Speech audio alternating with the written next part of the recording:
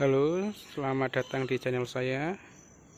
Pada video kali ini saya akan membahas atau mereview sepeda Pacific Norris 16 inch yang sudah saya goes kurang lebih 200 km.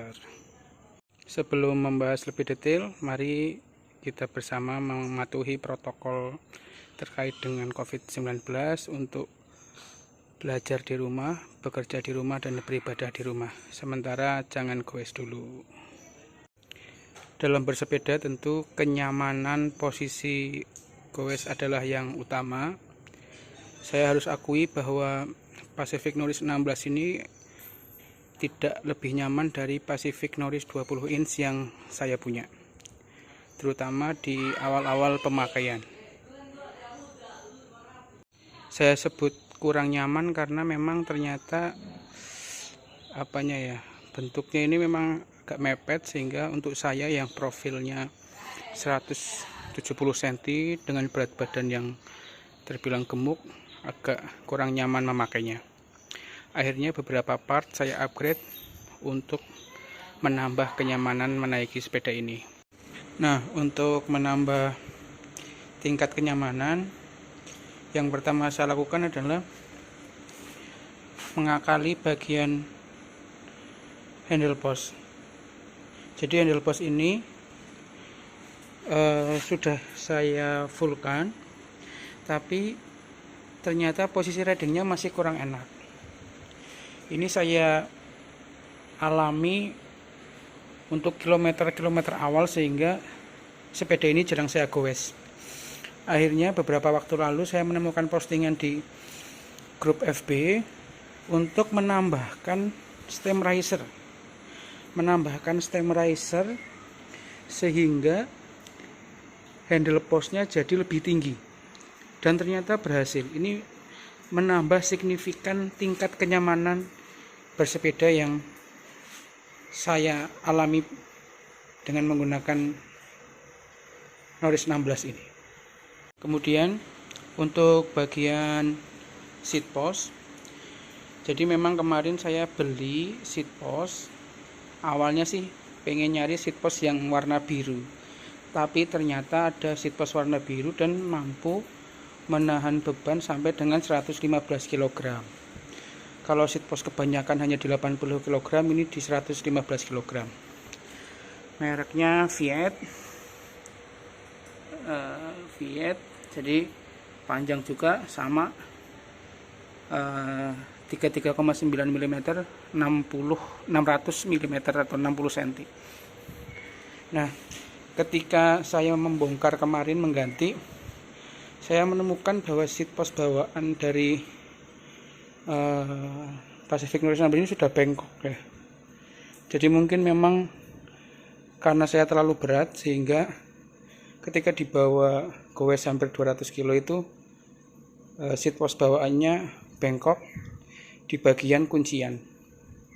Nah, yang 115 ini belum saya goes jauh, jadi belum tahu apakah akan kuat tidak bengkok ketika saya naikin untuk periode yang lama atau jarak yang jauh. Tapi mudah-mudahan dengan spek 115 kg dan harga yang juga lumayan mahal, sekitar 300.000, seat post merek Fiat ini dapat bertahan lebih baik lagi.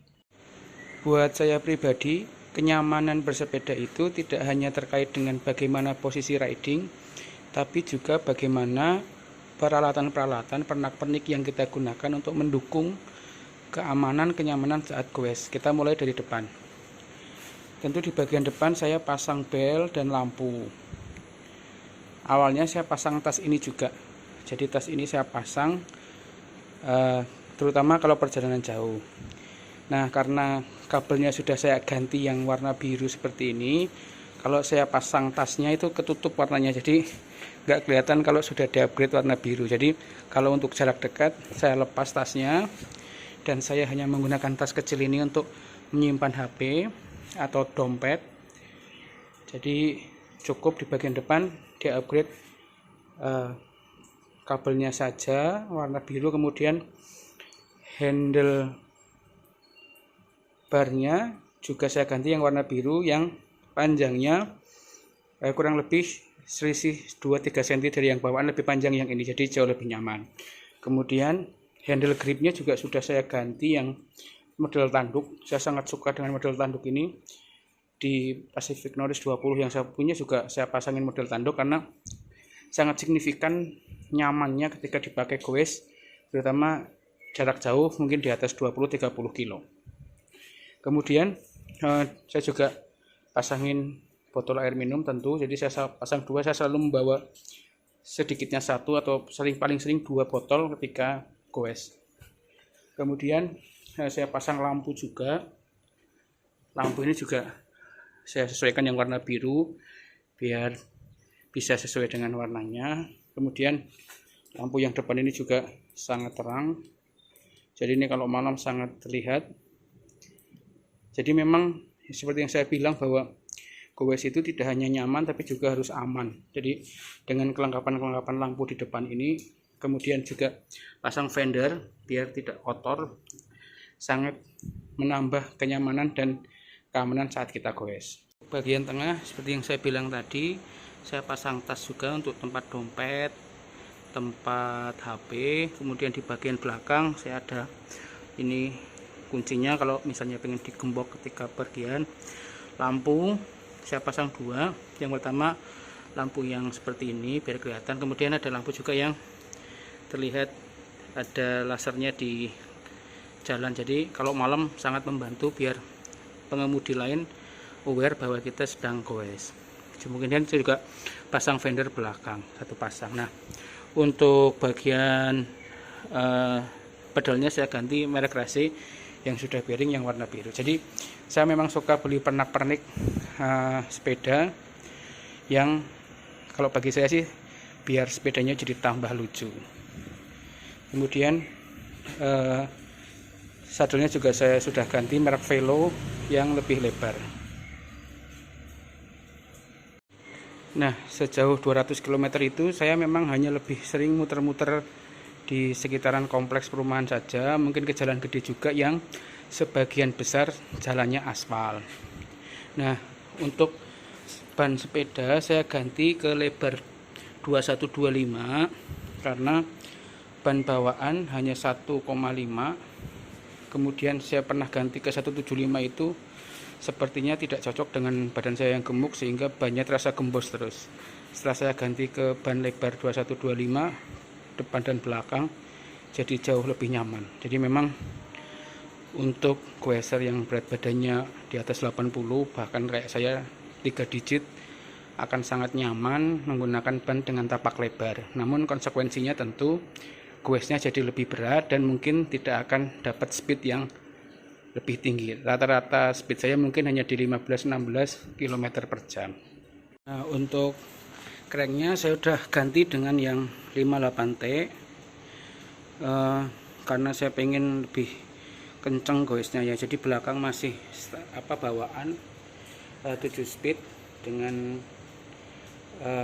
sprocket ini mungkin kalau hanya untuk di aspal, kemudian jalan-jalan yang datar-datar saja sudah sangat cukup. Dengan ganti ke 58T saya tidak perlu ganti rantai juga. Nah, kalau mau upgrade lagi mungkin memang harus ganti hub rehab yang mungkin pengen yang jangkrik. Tapi dengan ganti hub rehab kemarin ke bengkel katanya juga harus ganti sprocket karena hub rehab itu bisanya di 8 speed. Nah, ketika 8 speed maka harus ganti semua dari sprocketnya, kemudian untuk yang gearnya juga harus ganti. Jadi memang kalau untuk upgrade selanjutnya mungkin ganti hub rehab, kemudian ganti sprocket, dan untuk shifternya juga ganti semua.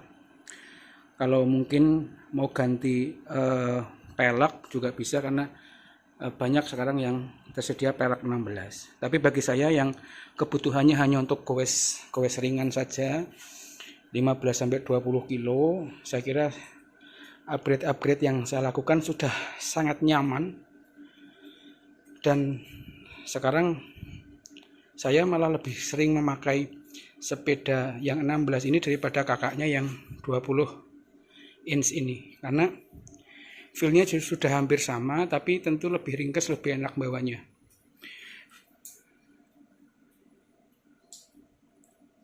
Baik, saya kira sekian review penggunaan Pacific Norris 16 in yang sudah saya goes sejauh 200 kilo.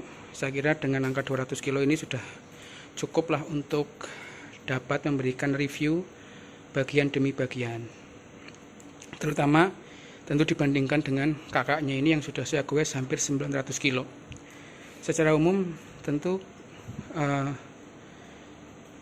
Anda yang penasaran ingin punya sepeda 16an Pacific Norris 16 ini dapat dicoba